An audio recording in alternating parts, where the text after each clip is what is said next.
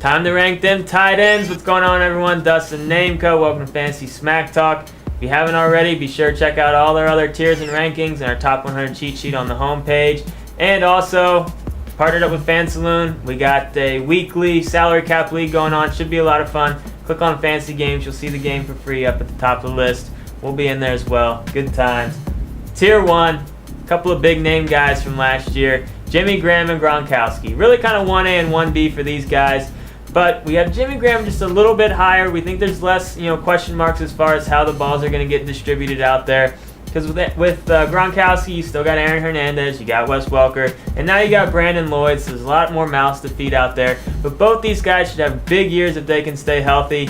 And if you want one of them, you're going to have to use your second-round pick to get them, which is pretty crazy to think when you're thinking about tight ends. And it's a little scary as well, but that's what you're going to have to do. As we move into Tier 2, we have another New England tight end, and that's Aaron Hernandez, of course. This guy's also a matchup nightmare, and it's crazy to think that you have two tight ends on the same team in our top 3 rankings for fantasy, but that's how the Patriots do it. They're both going to get plenty of snaps. Hernandez even lined up in running back at times in the playoffs, just crazy. And then at number 4 and 5, respectively, we have Finley and Gates. A little insight in our ranking summit. There was some debate here who should be wearing. We'll actually be doing a video about the bets that come out of our ranking summit, which will be fun. But regardless, Finley won. He's at number 4. A lot of upside. If he doesn't drop as many passes, so the touchdowns should be extremely high for him in that high-powered offense. And then at number 5, the reason Gates got dropped down a little bit is due to that injury factor. So of course you got to keep that in mind when drafting Antonio Gates. Tier 3 offers a lot of proven talent. First guy, Jason Witten. Great year last year for him, 942 receiving yards, 3rd out of all tight ends. He's still with the Cowboys, still with that high-powered offense. He should have another good year as long as he can stay healthy. Next at number 7, we have Vernon Davis. This guy really came on at the end of the year and also in the playoffs. I don't know if you remember how amazing he was in the playoffs, but he played great. He should be a big part of that 49er offense. They don't throw a ton, and they don't throw to the receivers a lot. Vernon Davis is definitely one of the favorite targets out there. And the last guy in this tier is Brandon Pettigrew. 83 catches last year, which was 3rd among all tight ends. But out of those 83 catches, he only had 777 yards and 5 touchdowns. So Detroit should have another solid year on the offensive end. But Pettigrew is just seems to be a possession type guy, not necessarily a big play guy. As we move into Tier 4, we're going to start with Jacob Tamme. He's now with the Denver Broncos, reunite with Peyton Manning. You got to remember what this guy did when Dallas Clark went down and he had Peyton Manning at the helm. He had put up unbelievable numbers, so a lot of upside here with Jacob Tamme, of course. At number 10, we got Fred Davis. Chris Cooley's still there, and he's going to be healthy, but we just don't see how Fred Davis isn't going to be the man out there in terms of tight end for Washington. Should have a stellar year with RG3. At number 11, we got one of Dustin's boy, and that's Jermaine Gresham. He was a high draft pick, and then with the Cincy having AJ Green, and we'll see what the law firm can do to help out. Gresham does have a lot more upside, and this is the kind of guy that could break out to end up being this year's Jimmy Graham. But again, he's ranked number 11 for a reason. At number 12, we got the old man Tony Gonzalez.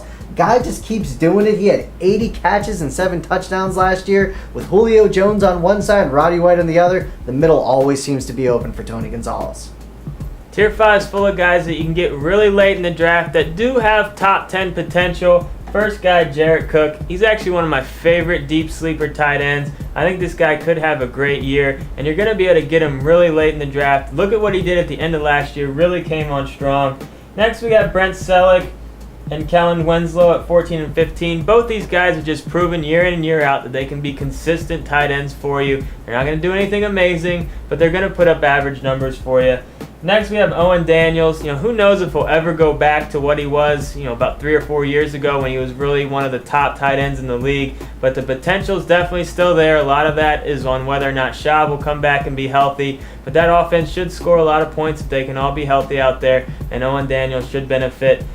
The last guy in this tier is Dustin Keller at number 17. There are some question marks out there with the Jets as far as the quarterback situation, how Tebow's going to factor in, what's going to happen with Sanchez. He's going to be the quarterback the whole year. But regardless, Keller should be a big part of that offense. Just don't expect huge numbers, but he should have a decent year.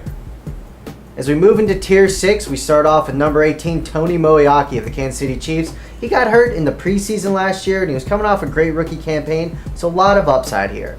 Next, we have Ed Dixon out there with the Ravens. He had 54 catches a season ago, so, in a PPR league late, in a deep league, we kind of like him.